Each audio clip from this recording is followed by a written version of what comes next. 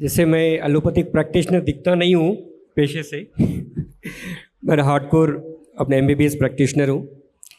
दुर्भाग्य वजह से इसमें एंट्री करना पड़ा because of Pir pressure being a topper in दी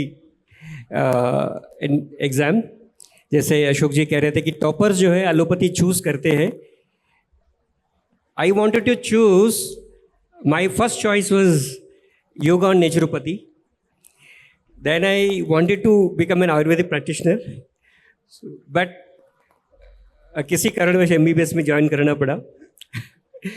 फिर तो किसी से प्रेरणा मिली तो भारतीय सेना में कई वर्ष तक पूरा देश में काम करने के लिए सौभाग्य मिला। अभी सर्विस सेक्टर में हूँ। एक उदाहरण मैं भारतीय सेना का देता हूँ। एक हमारे जवान जम्मू कश्मीर में काउंटर इंसर्जेंसी में उनकी बुलेट इंजरीज के कारण लोअर बॉडी पूरा जो है पैरालाइज हो गया। स्वाभाविक है कि सेना में काम करने वाले स्वस्थ रहना चाहिए। एक मेडिकल बोर्ड बैठती है, अगर वो डिसाइड करेंगे कि स्वास्थ्य के कारण ये आगे कंटिन्यू नहीं कर पाएंगे, उनको बोर्ड आउट करते हैं, उनको सेना से निकाल देते हैं। तो एलोपैथी के द्वारा उनकी ऑपरेशन हुई। आर्मी के उच्च चिकित्सालय है, आर्मी हॉस्पिटल आर&आर, और फिजियोथेरेपी। तो कई सारे प्रथा उनको भारतीय सेना पूरी जान लगाती है अपनी सेना की जवान को बचाने के लिए। जान तो बच गई मगर वो अपने पैरों के ऊपर खड़े नहीं हो पाया।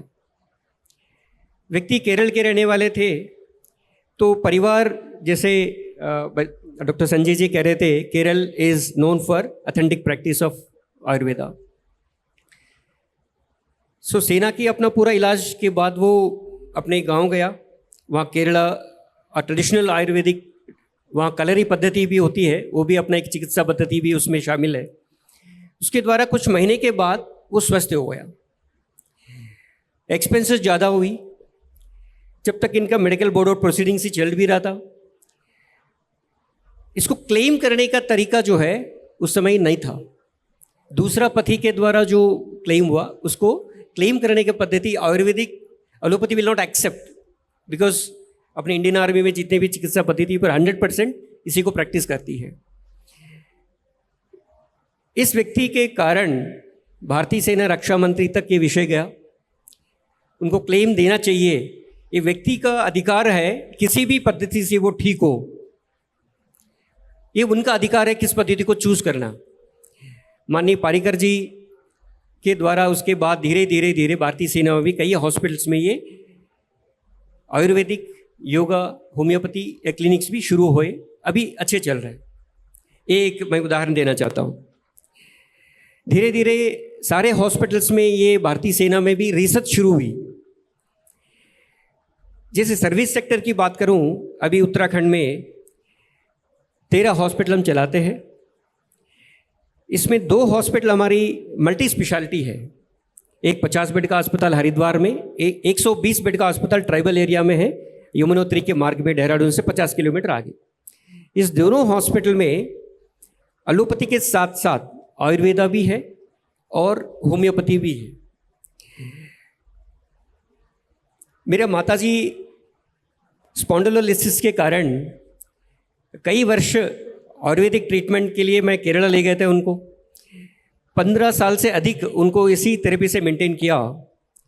जब फाइनली सर्जरी करनी पड़ी, लिसिसिस ग्रेड 3 to 4 था।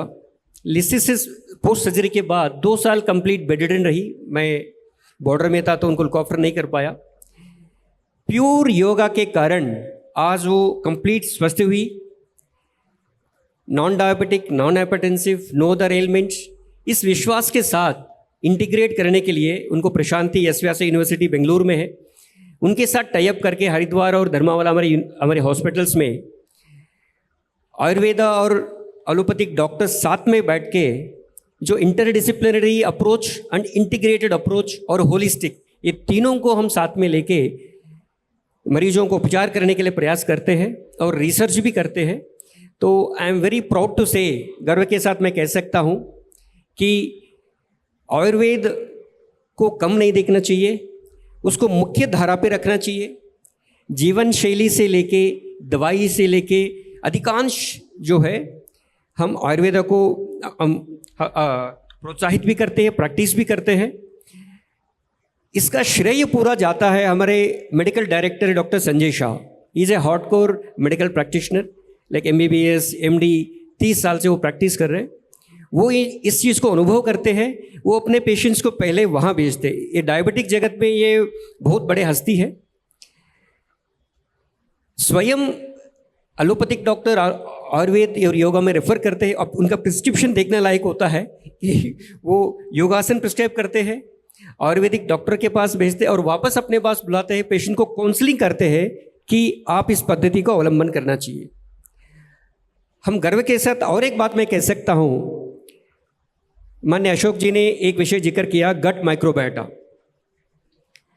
इसके ऊपर हमने बहुत काम किया है। We follow a protocol zero antibiotic policy unless until it is medically evident and imperative to prescribe. Antibiotic का प्रयोग हम नहीं करते हैं। उसके लिए एक बोर्ड बैठती है, वो बोर्ड रेकमेंड करेगी, तभी हम उस एंटीबायोटिक को प्रिस्क्राइब करते हैं। तो इस तरह की काफ़ी सफलतापूर्वक हम इसको संचालित कर पा रहे हैं।